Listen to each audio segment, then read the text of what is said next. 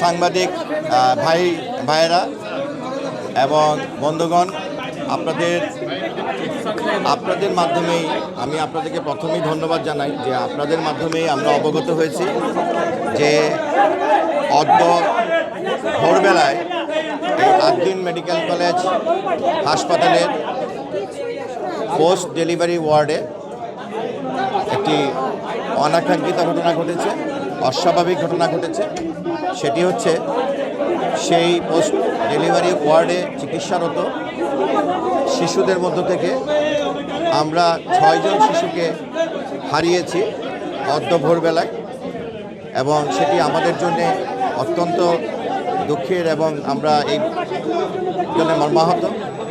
আমরা যে সকল পরিবারের শিশুদেরকে আমরা হারিয়েছি তাদের প্রতি সমবেদনা জানাচ্ছি। সত্যিকার অর্থে এই পরিস্থিতিতে সমবেদনা জানানোর ভাষাও আমাদের নেই। আপনারা জানেন যে এই আদ্দিন মেডিকেল কলেজ হাসপাতালের যে পোস্ট ডেলিভারি ওয়ার্ডটি আমরা সরজমিনে দেখেছি, এখানে আমাদের মাঝে উপস্থিত আছেন স্বাস্থ্য ও পরিবার কল্যাণ মন্ত্রণালয়ের দায়িত্বপ্রাপ্ত সচিব মহোদয় এবং আমাদের স্বাস্থ্য অধিদপ্তরের মহাপরিচালক, প্রশাসন পরিচালক, হাসপাতাল সহ সংশ্লিষ্ট মন্ত্রণালয় এবং অধিদপ্তরের উচ্চপদস্থ কর্মকর্তাবৃন্দ। আমরা পোস্ট ডেলিভারি ওয়ার্ডটি সরজমিনে দেখে এবং আমরা জানতে পেরেছি যে এখানে 11 জন মা ছিলেন, তার মধ্যে 6 জন মা তাদের শিশু সন্তান সহ ছিলেন যাদের বয়স 1 দিন থেকে 3 দিনের ভিতরে ছিল, আর বাকি 5 জন এনআইসিউতে ছিল। এই ভবনেরই যে দোতলায় যে পোস্ট ডেলিভারি ওয়ার্ডটি তার 5 তলায় বাকি 5 জন এনআইসিউতে চিকিৎসাধীন ছিলেন অন্য তাদের জন্মগত জটিলতার কারণে। কিন্তু অদ্য ভোরবেলায় এই রুমটিতে এসি জটিলতা অথবা যে কোনো কারণেই হোক ওইখানের যে পরিবেশ একটি সাফোকেটিভ পরিবেশের মতো আমরা পেয়েছি, যে ওখানে আসলে এসি এমনভাবে ছিল যে এসিটি বন্ধ করলে ওখানে আর কোনো ভেন্টিলেশনের কোনো ব্যবস্থা নেই। এরকম একটি পরিস্থিতির মধ্যে এই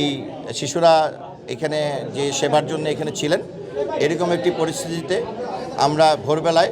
ক্রমান্বয়ে 6 জন শিশুকে আমরা হারিয়েছি। এই বিষয়ে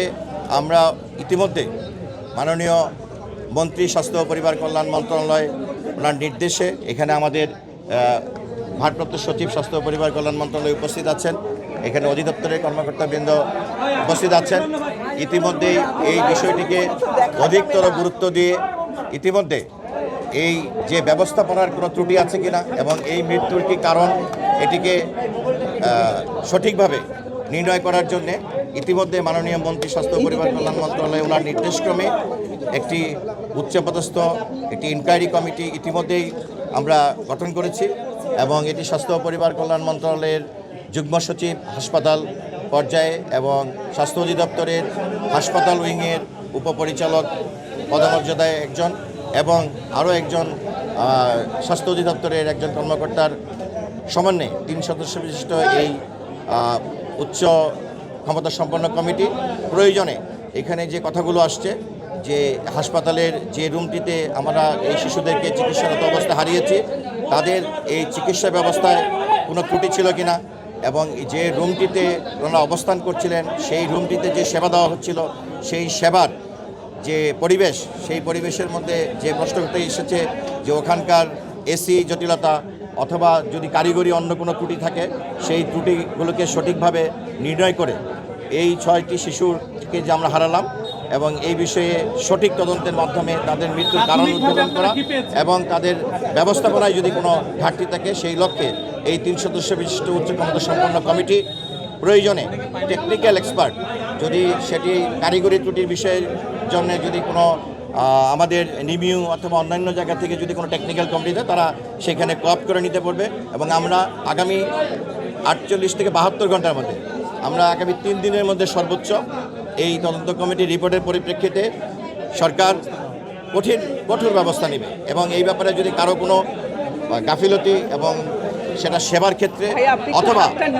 যে ওয়ার্ডটিতে যে ব্যবস্থাপনা ছিল সেই ব্যবস্থাপনার সাথে সংশ্লিষ্ট যদি দায়িত্বে অবহেলা হয় এবং এর যদি অবকাঠামোগত কোনো কারিগরি ত্রুটি ধরা পড়ে সেটির জন্য স্তর বেঁধে যথাযথ কঠোর ব্যবস্থা নেওয়া হবে। এই ব্যাপারে স্বাস্থ্য মন্ত্রণালয় এবং স্বাস্থ্য অধিদপ্তর আমি শেষ করি। আমরা এই ব্যাপারে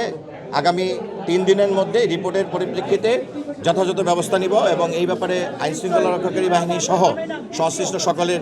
বিষয়ে ইতিমধ্যে নির্দেশনা প্রদান করা হয়েছে এবং মাননীয় মন্ত্রীর নির্দেশক্রমে আমরা এই কমিটি গঠন করছি এবং কমিটি একটু পরেই কাজ শুরু করবেন এবং ইতিমধ্যে আমরা সরজমিনে সব কিছু দেখে এসেছি।